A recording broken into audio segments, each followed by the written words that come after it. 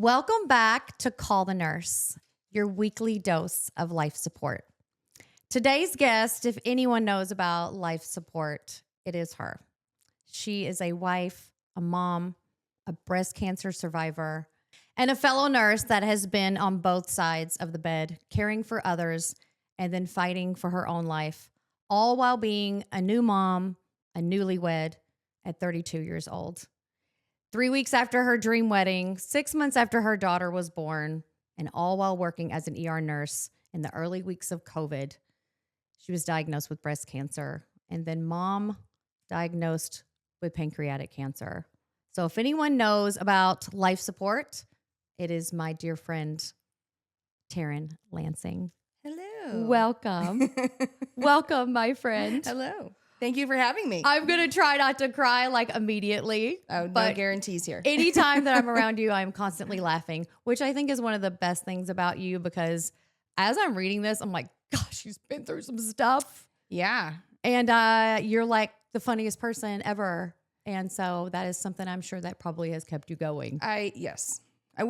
Not all of it was funny, but I tried to laugh through some of it. You but did. Yeah, I'm happy to be here and happy to support you. And Thank you. I've never done this before, so I'm very nervous, but You're like the perfect person for it. I love it. I love it. I mean, when you come to the house, right? And then you're like, I was not expecting Dr. Entebbe to open the door. I worked with Mindie's husband, and he's always in professional doctor gear. I'm a nurse at the same hospital, and I opened the door. I'm like, oh, hello, Dr. Entebbe. I guess I can call you a lawn today, but yes, it is a lawn. I love it because you were ER nurse for how long? I was an ER nurse for 8 years. Yeah, and we worked in telemetry together. Yes. I think when we both started our job at where we work now. And then you went to the ER and you left me. I think we were like the only two like blonde hair, blue eyed white girls in our hospital. Yes. There weren't very many of us. You went to the ER and then now you were in PACU. So that's why you see my husband a lot, right? Because you see him in the recovery I take care of his patients. Yeah. Out of surgery. Yeah. I hope he's nice to you. Oh, he's nice to everybody. Yes, I hope so, especially since I met him. Yes. You are definitely one of the most positive, hilarious people I know. And I know people are going to be so inspired by your story because, thinking about you even, last night and some of the things that I can get kind of worked up about going through stuff, even with my daughter. Sometimes I think about you and I'm like, I have nothing to complain about. I mean, you literally documented everything on social media. I did. And I loved that, which I haven't seen anything lately. So I'm hoping you get back. Hope you get back to that. So I'll tell you a reason for that, but. Oh, okay. Okay. So if you don't mind, take me back to the moment you found out about cancer, because obviously you have this little girl, baby, 6 months old? Yep. You got hormones rushing through your body. You have a new husband. Yep. And did you have symptoms? What was going on at the time? Yeah, I was not thinking cancer. I'm actually going to take you back just a little bit further. Okay. I was actually diagnosed with a genetic mutation when I was 19 years old after my mom, my aunt, and my grandmother all had forms of breast and or ovarian cancer. Is that the BRCA gene? The BRCA gene, The BRCA gene, So, okay. I have the BRCA1 gene, because there's two of them. So you got tested because you knew my family history was very strong. Everybody see. started popping off with cancer around the age of 50 years old. So from the age of 19, I knew that I had this genetic mutation. Oh, wow. And all the genetic counselors told me to have preventative surgeries, which would be a mastectomy or the removal of the breasts, and hysterectomies, which is removal of the female organs. Sure. 10 years before my youngest relative, which would have been 39 years old. So all the genetic counselors said, just have everything done before 39 and they you'll told be you set. that. Yes. I did not know that. Yep.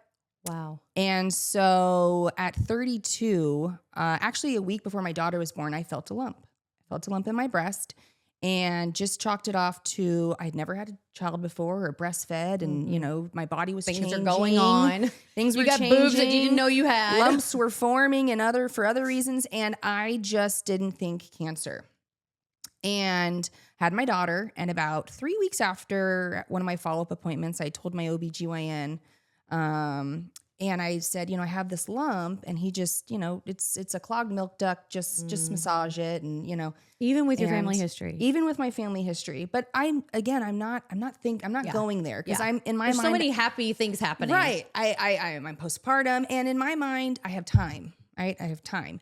So I probably now this is maybe like 2 or 3 months after I had my daughter. The lump was big. It was rock hard, probably the size of smaller than a tennis ball. And it was painful now. I was going to say, was it painful? It was Were you painful breastfeeding? now. I was breastfeeding. So, and it's very rare to develop breast cancer while breastfeeding. It's just really uncommon. So, I ended up going to a general surgeon after having an ultrasound. It was shown that it was a cyst, had it drained. Okay, wait a second. Wait, it was shown it was a cyst? It was shown it was a cyst. Okay, that is terrifying. Yes. Okay. Yes. Wow. So, and I had it drained, and this general surgeon said, it'll come back probably in a couple weeks, couple months, 24 hours. It was back. But you're not worried because you believe your doctor. I'm told I had an ultrasound. I did the right thing. It was a cyst. And I'm like, okay, now this time, can you send it to pathology? Can you please? You asked. I asked. Please send it to pathology because now my light bulbs are going off. Something's wrong here. This isn't right. And I had so much pain on my muscle underneath where the cyst was. And that gut feeling, right? That internal instinct, it's going off now. So he drained it again, and he would not send it to pathology. And this time, what was clear yellow fluid was now blood. And I'm just like, something's wrong here. And it didn't even kind of trigger them that, okay, it's blood now? Yep. Maybe let's send this to pathology? Nope, didn't. So now I'm saying, bye-bye. I'm going to go see a new doctor. Yeah. Now Moving on now. Now I'm really nervous. So now I'm going to a breast oncologist. It sounds like you kind of clicked into nurse mode. You've been kind of mom, just patient. Yep. Now you're in nurse mode. Yes, right. Correct. And now I went to go see a breast oncologist, and she said that you need an MRI. She goes, it does show a cyst. That's what the ultrasound looks like, but you need an MRI. And you should have been with your history. Yeah. Breast cancer already been getting them. Yeah. Breast cancer affects 1 in 8 women. That's 12%. With my history, with the BRCA gene, my lifetime risk is not 12%, it's 80%. Wow. And you should have been getting an MRI all this time. Now, because ultrasounds, and this is per her statistics and everything, ultrasounds of the breast are only 60% detective of breast cancer. Yeah. And I think insurance only really covers ultrasounds at first, right? Or your mammogram. Yeah. But mammograms, if I'm starting those at 20 years old, mammograms twice a year from 20 years old, that radiation is going to cause me more problems. Did you get a mammogram? I got a few in my young 20s, but it was always abnormal. I had young, dense breasts, and they always needed to do an ultrasound to follow it up. Sure. And so I just started doing ultrasounds, never knowing that an ultrasound would only detect 60%. And that's because if there's a grain of sand, yes, how are they going to see that on an ultrasound? Yes. So I ended up getting an MRI. That's what diagnosed me. The cancer was behind the cyst on my muscle. And that's where I had muscle pain was, where I had that pain. And everything went so fast from there. And I ended up having my MRI a week after my wedding.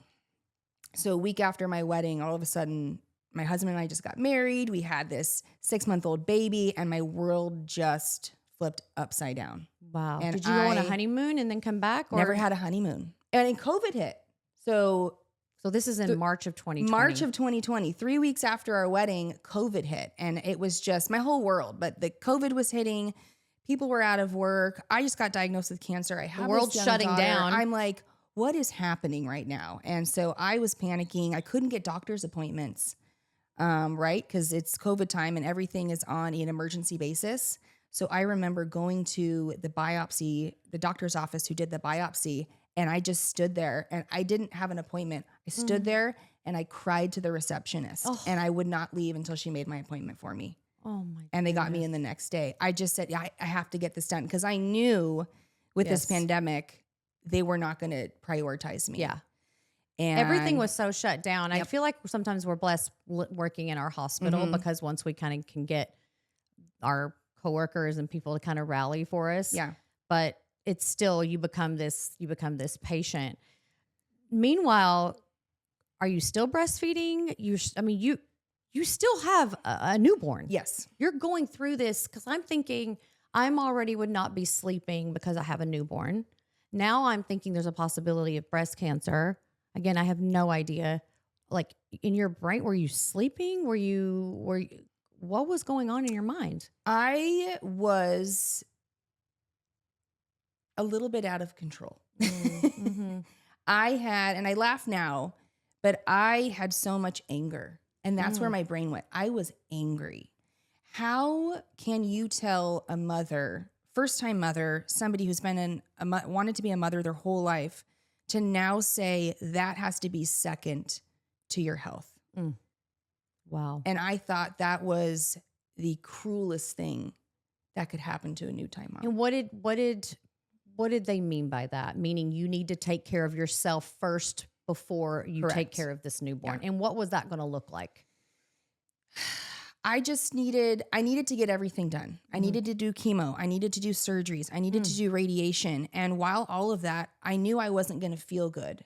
And I had a really hard time during chemotherapy. I did not tolerate it well. Did you start right away? I ended up doing some fertility conservation because Smart. likely after chemotherapy, I was going to be infertile and I wanted the opportunity to have more kids later on. So I started fertility conservation right away. And then I would say chemo started about 3 weeks after my diagnosis. And what was your actual diagnosis? It was stage 3B, almost stage 4, invasive ductal carcinoma, which is the second most common type of breast cancer, and hormone positive. So estrogen positive, progesterone positive, HER2 negative. So we call it ERPR positive, HER2 negative. So it's not the triple. I know there's some kind Not of triple positive, not triple negative. Yeah. So hormone-based cancer is the most common versus no hormone. And in hormone, when it's hormone-based, can you take medication to, I know that there's some people that have this kind of hormone, or it's either hormone negative or it responds to hormones. And so they can kind of take medication to kind of help control. But this seemed like it was, because you went through a lot. I mean, I thinking, I didn't even know it was 3B. Yep.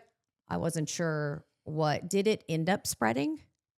So it was stage 3B because of the size and because I did have lymph node involvement, but technically it was not outside of the breast cavity. I see. It had not spread to other organs. So that's what made it stage 3B.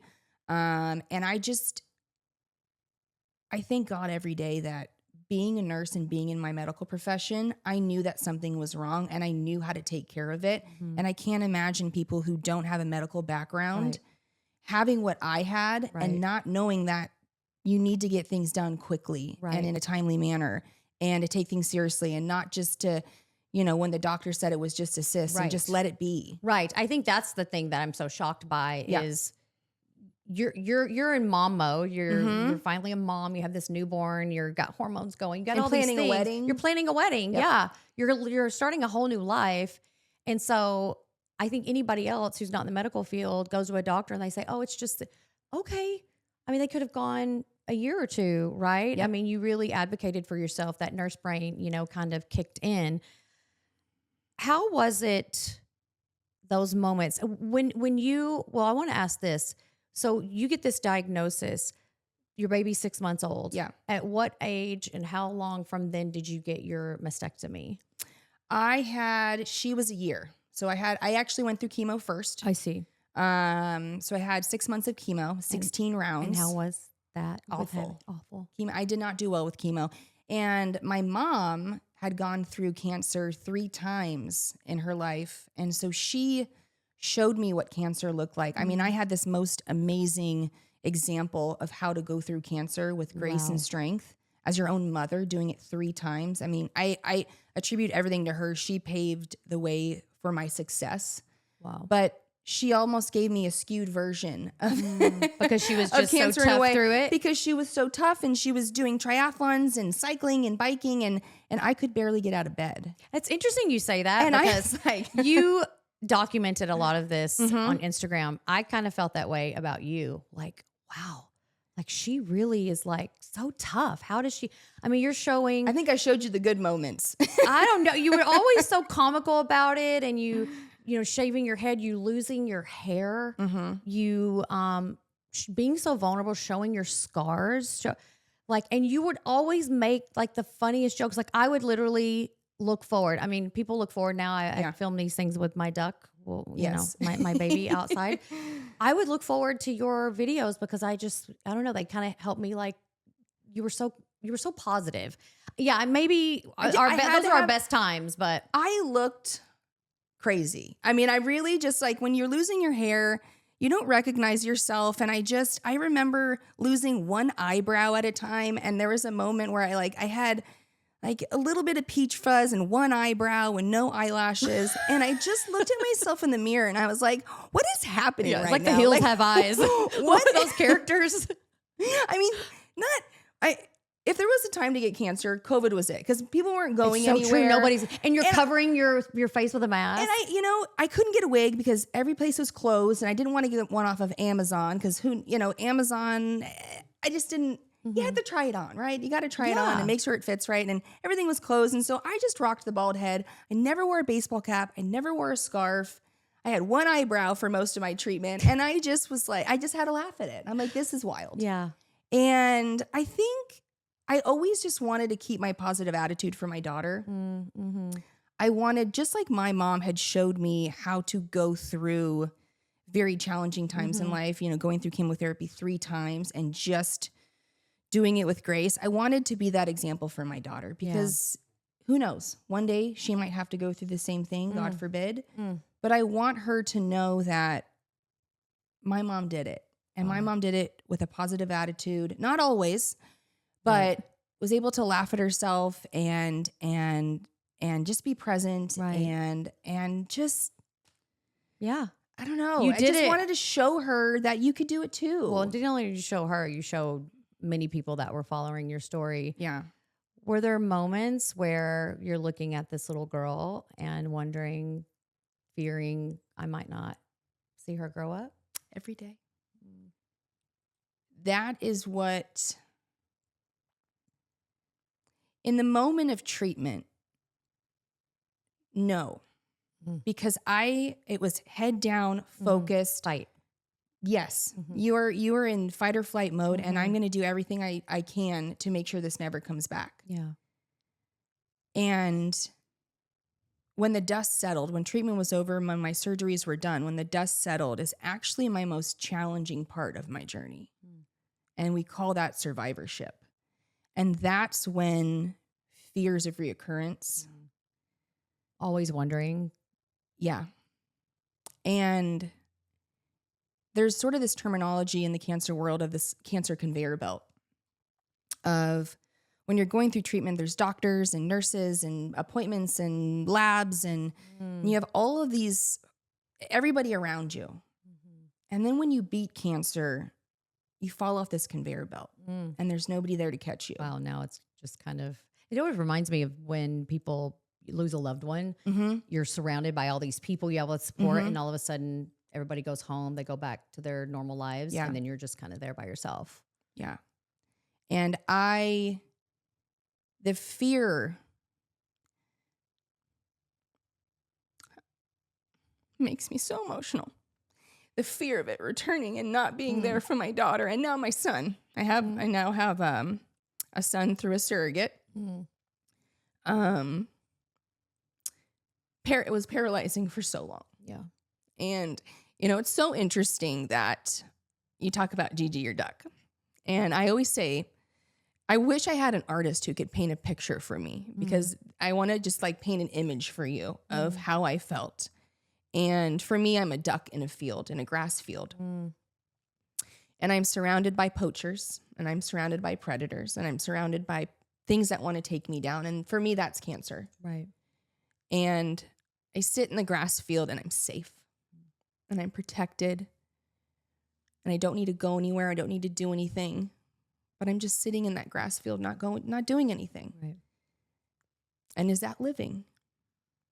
And for 2 years, maybe more, after my diagnosis, I sat in that grass field and I felt meaningless, and I felt I had no purpose, Even with your child. even with my child. And I just thought something bad happened, and you have to do something with it.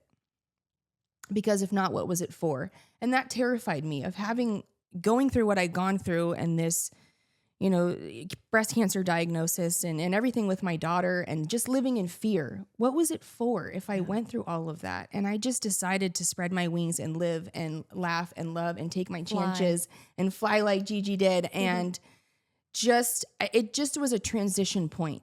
And when I did that, the fear changed. Did something was clicked. there a moment? Yeah, Did something it happen, or you just? I think it was the loss of my mother. My mom died just about a year and a half. So just so the timeline, you got your diagnosis, you got your surgeries, you found out your mom had cancer again. For the fourth time in her life, she was diagnosed with cancer, stage 4 pancreatic cancer. How long after? A month after you got diagnosed? A month diagnosed? after I was diagnosed. And I got my mom for 18 months. 18 months I got my mom with stage 4 pancreatic cancer. And that is a blessing in of itself. I mean, that is not heard of that. And she told me, she looked at me, and I think this is a reason why. She looked at me and she said, I'm going to get you through your treatment. And she did. Her priority was me, her daughter. Even at 32 years old, she didn't think of herself. She thought of me. And she did everything for me while going through chemo herself. And I got through my treatment, and then it was time for me to take care of her. Okay, hold on. So I took care of her, and she died 18 months later. And the biggest blessing that I got, and I think perspective is what changed, imagining that little duck in the field, perspective is what allowed me to live.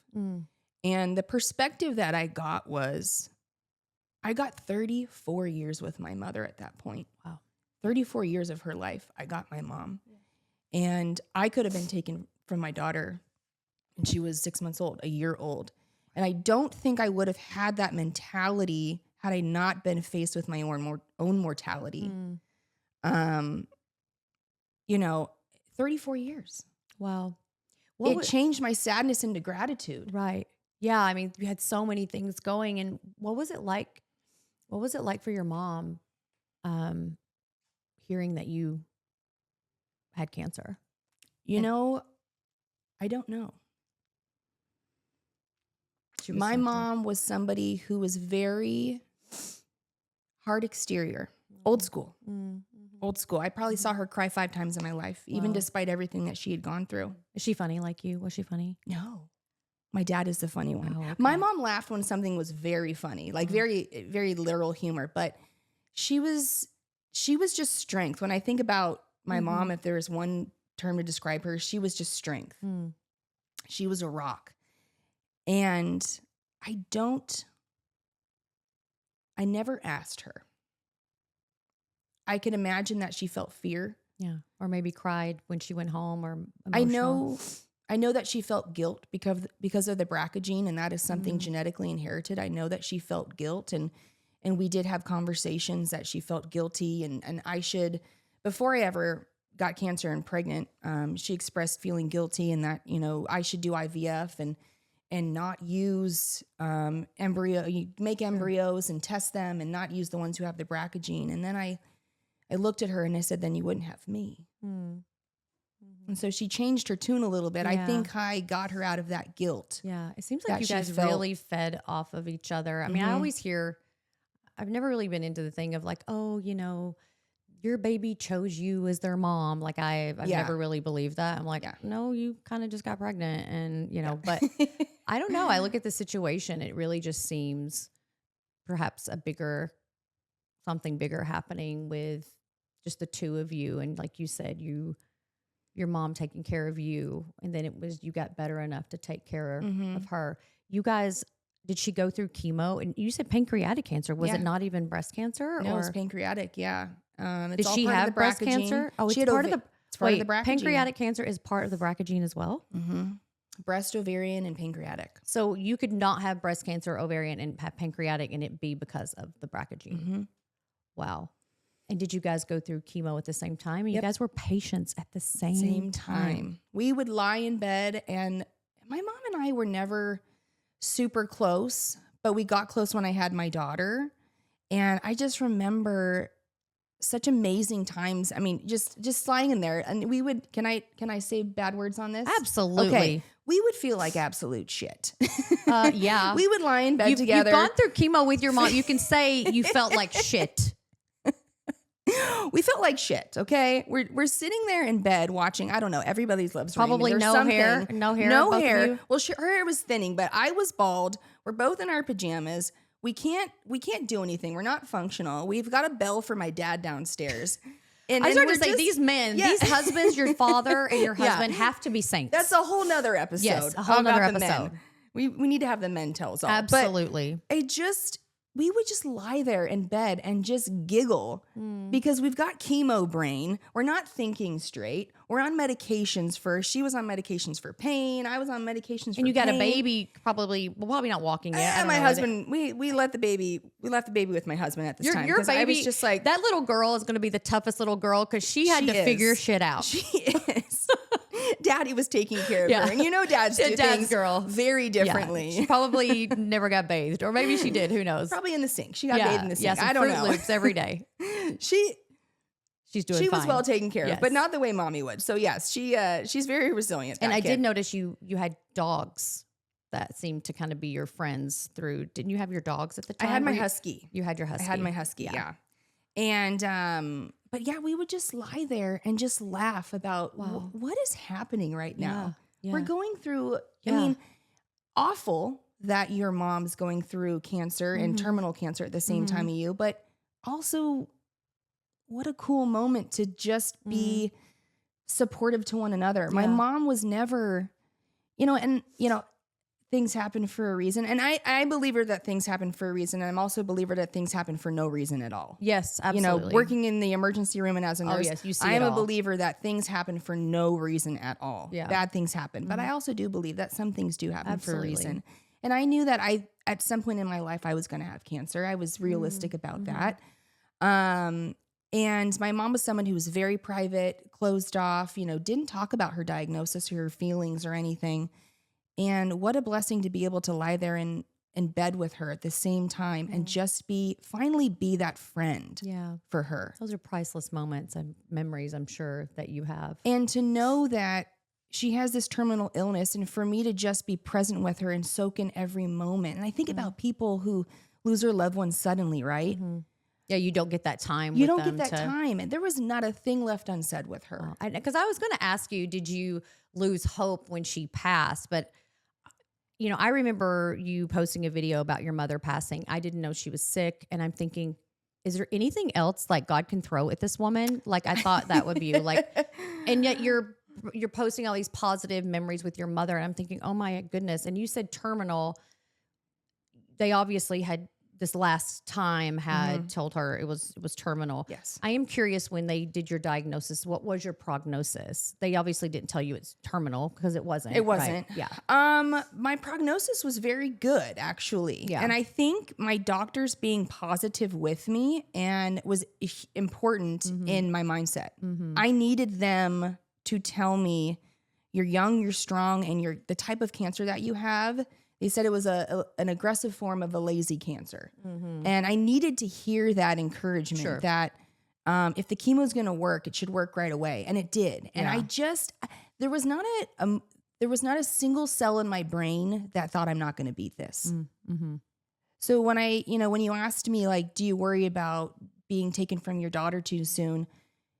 During treatment, no, I didn't have that because there wasn't anything in my body that felt like I wasn't going to beat this. I always knew. Yeah. And you're in the active of fighting it in that moment, Correct. right? Yeah. But back to that, when all the dust settled, now I was worried about it coming back. Yeah. Now, oh crap. Yeah. Yeah. What if it comes back? Right. Well, when you've watched your And so mom deal with it yeah. that many times too, right? It coming back. But you didn't seem to lose hope when your mom died. It seemed like that's maybe when it transition for you of like you had something to fly out of that grass field and live? It was kind of this, no matter what I do, I can't control it. Yeah. Oh, that's been a hard lesson for me these past 2 Right. years. And you can sit in that grass field and you can hide, but the same outcome can happen. Yeah. Yeah. Cancer can still get me whether I'm hiding in the grass or living my life. And I just made this decision to just fly. Yeah. And you came to, I remember you coming to work and me being like, wait, why are you here? Like how long after your treatment surgeries? I mean, I know you had several surgeries, but working, when were you working? When did you decide to, and did you want to? Well, for my health insurance purposes, I had to come back. I had to come back to work. Okay, wait a second. Yep. Okay. What do you mean by that? So when you are gone for longer than 6 months, in our profession, in our job, in our hospital setting, if you are gone. Yeah, please educate me Yes. on my insurance. So when you're gone for longer than 6 months, Okay. the end of that 6 months, you are now long-term disability and you have to start paying for your own insurance. I'm sorry, even if you have portion of it. Yeah. like cancer, like to where you're going through chemo and like you physically, not to mention it was during COVID, you're exposed to so many things. Your immune system is shot. Yep. So I had to finish chemo, go back to work for a little bit, go out for my mastectomy, and I had tons of complications. I mean, you can see on my social media. Yes. If you could name the complication, I had it. I remember was like the just skin and I had skin necrosis, wound healing problems, infections. I had all sorts of problems after radiation. I mean, and I think that's what made me so relatable as a nurse. You know, I didn't have this cookie cutter breast cancer, treatment plan that went smooth. It was messy. Yes. And I had so many complications. And I love that messy action. Oh, That's God, that's when we learn the most. I was going to work with surgical bras on and pads because my wounds were weeping. And all because of insurance? I mean, yeah. I couldn't be off. I had to go back for a period of time and go out for my surgeries and work during my surgeries and go out for just a little bit after my hysterectomy. I opted because of the BRCA gene. I have in my family history, I have a very high risk for ovarian cancer. So at 32, I had everything removed. Ovaries, tubes, uterus, everything's gone. So now I'm in menopause. I remember you going through that, and I thought of you because this past summer, they found like this mass on my ovary. Yeah. I think I reached out to you, and I felt so like, I didn't want to reach out to you, and it not be nothing. I just was scared, but I remember thinking, okay, Mindie, they saw that it looks like it is just a cyst. It was pretty big. And then when they went in to, take it out, I had to have my ovary and fallopian tube. And I remember you posting about, like, it was like either the day of your surgery or something. And you were talking about like losing a part of your womanhood and like your uterus where you would hold another child, because you said you did all this fertility stuff, right? Yeah. It was now going to be, that dream was over to carry another child. Yeah. And even though I was here I am 47 years old and knew I probably wasn't going to have babies anymore, there's something about removing our womanhood and just the finality of, I mean, I guess I technically could. Signing that consent of being sterile. Ugh. Oh my it's such God. a gross word to and me. you're in your, how old are you at this point when you? I'm 32. You're still 32. This all happened within a year, Taryn? Yeah. Yeah, it was it's a rough year. You're like, it was a rough year. After the end of the year, I had no boobs and no internal organs that made me a woman. I had this weird thought that if an alien came and abducted me from Earth, this is where my brain goes. I just have, maybe I watch too many sci-fi things, but if they wouldn't know what I am, what is it? I think they would study me and be like, what is this person? Not a human. And thank God for my husband, because, he is never, he's a butt guy. Okay. He's like, I never found. Oh, so he was okay without. He was the boobs. okay. He's like, boobs never did it for me. But I'm keep a that butt booty. person. Yeah. But I was like, I look in the mirror and I'm like, I've had a body transplant. What is this? And I don't know if you're like me, different. like the hair, I remember, and I don't see my husband fearful very often, but when we found this, it was, this cyst, turned out being a cyst. I just was going there in my mind, and I have such security in my hair. I've always had my long blonde hair. And I remember when we worked together 15 years ago, we started at the same hospital. You had this beautiful long hair. And I thought, oh my gosh, and it seems so like that shouldn't be the thing I would think about, but it's identity, right? Like you're losing, you're losing, parts of you. And do you think being a nurse, because you've seen the worst. Yeah. You've seen cancer, you've just seen devastation, unimaginable challenges. Do you think being a nurse through this did it help you, or do you think it actually made it harder because you kind of knew too much? I think both sides of the coin. I think there is a healthy level of naivety. Is that a word? Naivety. I'm from Arkansas. You're asking me how to pronounce things? I think there is a healthy level of naivety where what you don't know, you don't worry about. And working in the emergency room, you see too much, right? And I never would come home and tell my husband stories because what you don't know, you don't worry about. But both sides of the coin were true. I knew too much, but I also, knowledge is power.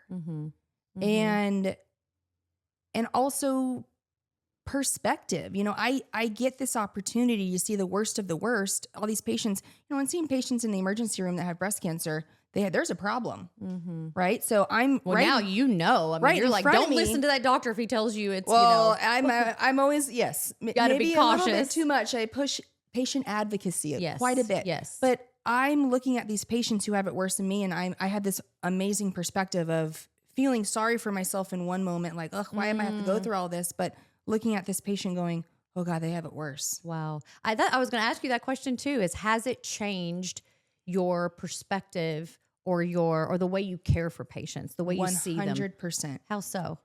I no longer, I don't want to minimize how I used to be because I was always a very empathetic nurse. Yes. But, I felt like I always stood at the foot of the bed looking down at them. And now I feel like I lie next to them.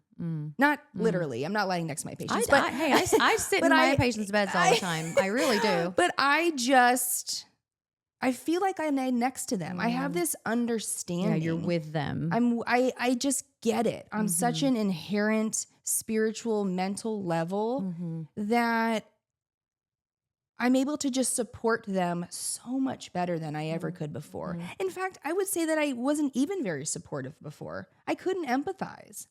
Oh, I don't know about that. I just, I think you just have such a deeper level of empathy. Of understanding, yeah. And I actually became sort of this, I think I mentioned to you, I became sort of this booby nurse in the emergency room where were you given exams or were you? Not exams, but okay. When I would have my patient or a patient would come in with breast cancer, the nurses would come over to me and I had my short little hair and it started to grow out and I had these awkward pigtails or, you don't know I loved them. You always looked adorable. You don't know how to do your hair when your hair is growing out. And I think my patients knew when I walked over and I became this sort of booby nurse who how amazing during COVID when you couldn't have visitors to be going through breast cancer. And a lot of them were young women, 50, seems like we're seeing a lot more 50s lately. Or less, and didn't have the family support or not always wanting to sort of brain dump on your family, right? You don't want to talk to your husband or your kids or your loved ones about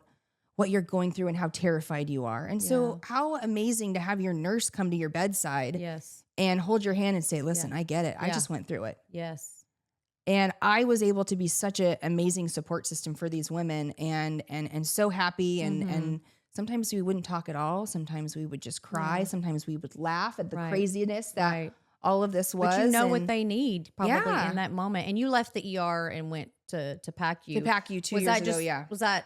As a scheduling thing. Okay. Just but now I get to take care of patients right after their mastectomies. Or, I myself had 8 surgeries on my chest and I have 1 more next month my 9th surgery on my chest. And if you're having surgery, likely you're having a mastectomy or you're having a complication from it. And what better person to take care of you than somebody who's gone through it themselves. I just feel so grounded and supportive to be able to be exactly what they need in these moments. Wow. And I feel so blessed to do that. Like I feel my purpose as a nurse. God made me a nurse for a reason. And I feel like I'm so living that purpose right now. Wow. I agree. And do you continue, you're still working bedside, and I'll never leave bedside. You'll never leave. That's how I think I heard you say that recently. Yeah, I'll never leave bedside. Yeah. Mm-mm. Well, how did it feel walking back through those doors, going back to work when you were a patient at the very hospital and you were with these very people who took care of you and really saw everything? So I find a level of comfort at my hospital. Isn't it great being able to like be taken care of by the people that you work with? My surgery next month is at a different hospital, and I'm scared because my I surgeries have been at my hospital. I don't know how to do that. I don't know how to do that. Yeah. There's a level of comfort and familiarity, and I'm in it's home. My job is my home, but being back at work, I remember my first week, I had 2 patients who had stage 4 breast cancer, and for some reason, you know, it's a throw of the dice of who lands in your bed in the emergency room, and who landed in my bed. And I didn't tell my charge nurse or the technician who was putting the patients in my bed to avoid these patients for me, because I needed to confront it. And there was 2 stage 4 cancer patients, breast cancer, who were put in my room, and I said, "There's just no way. Like, how is this happening?" But I needed to face it, and I took care of them. I took care of them, and then I went out into the ambulance bay and cried my eyes out. I was so happy to be the one to take care of them, and I felt so blessed in that moment that thank you for choosing me to be there for the families, the loved ones who neither one of these patients left the hospital. And I actually think one of them passed away in our ER a couple hours later. But I was so confronted with my biggest fear. And it's just devastating. But it seems like it's also a gift to you, too.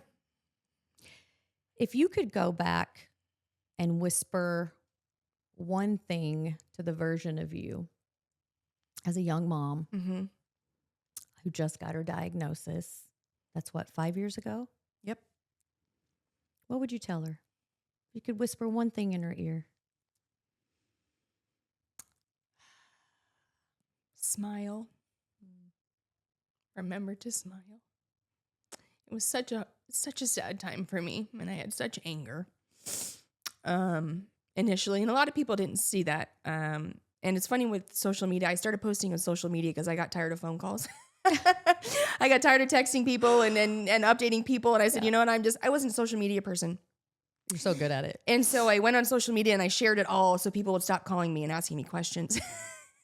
I love it. And I have but that's how I feel like because we didn't work on the same unit anymore. And I really feel like that's how we bonded. And when I started this podcast, I remember thinking you were one of the first people I wanted on here. Yeah. And so looking back on it, I don't have a whole lot of memories of that time. I see myself on camera and I see my pictures and I see, I don't remember it. I was so checked out. Yeah. And I don't remember a whole lot of moments with my daughter.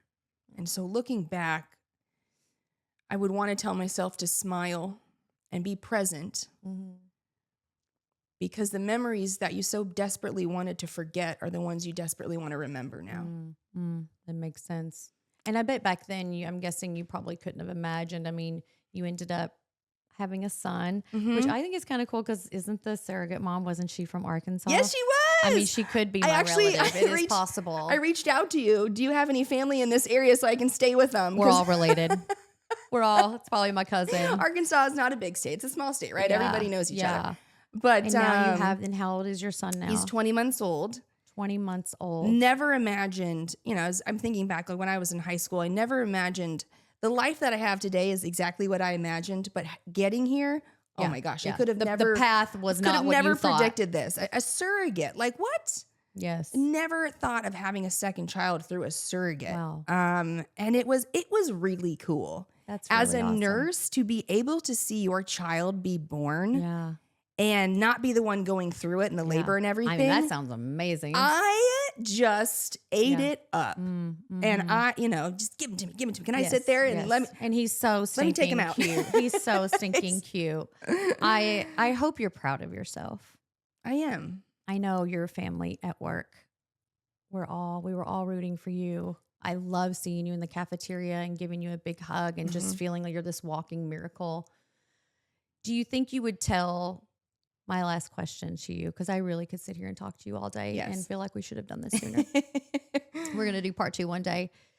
What message would you give someone that is either in the middle of their diagnosis or grief or heartbreak?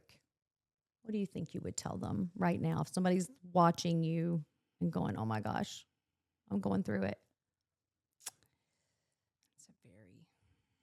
There's so much that I would tell them.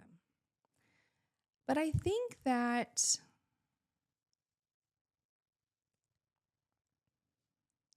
give me a minute to answer this one because I want to make it so impactful. Just because I know you said you'd tell your younger self or your first diagnosis that to smile, but that was when you first heard it. But when you're going through the thick of it, the heartbreak, the grief, you back in those times, and there's people going through it at this moment. I'm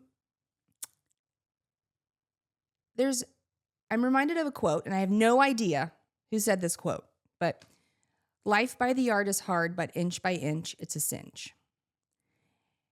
Okay, repeat that again. Life by the yard is hard, but inch by inch, it's a cinch. Interesting. I've never heard And that before. I would tell them to break down what they're going to into smaller segments. And maybe not look so far ahead. Correct. Yes. I makes would sense.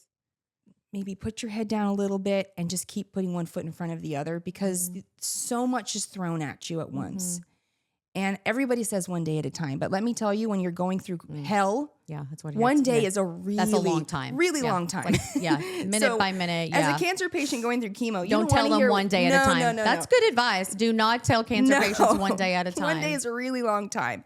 So to break down things into much smaller segments, because that mountain that you have to climb, if it's broken down into 10 feet, 20 feet, little hill, it's so much easier to accomplish that small task than to think about 6 months from now. Wow. And so that's the advice I would I think give them. that's life. Yeah. I think anything we're going through. I felt like that when I was going through all this stuff with my daughter. Just, I'm okay today. I'm okay right now. I Right. don't know what that's going to look like tomorrow. So thank you. Thank you for Taryn. having me. Oh my goodness. This is very therapeutic I for me. I knew that you were going to be, I love talking to you. You're just so funny, but and I talk about on doing this podcast because this is therapeutic for me, going through so many things. And I started this because I feel like we do see so much in the hospital, but the reality is so many people are going through things outside of the hospital. Our patients are going through family crisis, financial stuff, kids.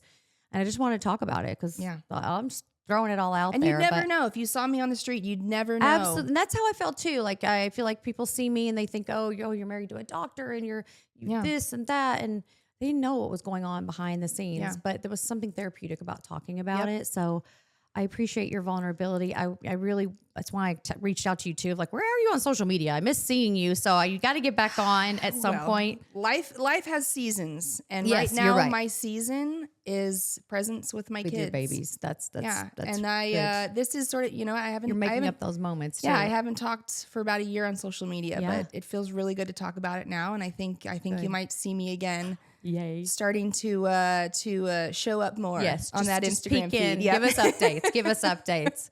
Well, thank you. And we'll do a part 2. We need to get the husbands in here. Oh my gosh. Yes, I we would do. love to hear from your husband. So we'll see you again next time. Thank you.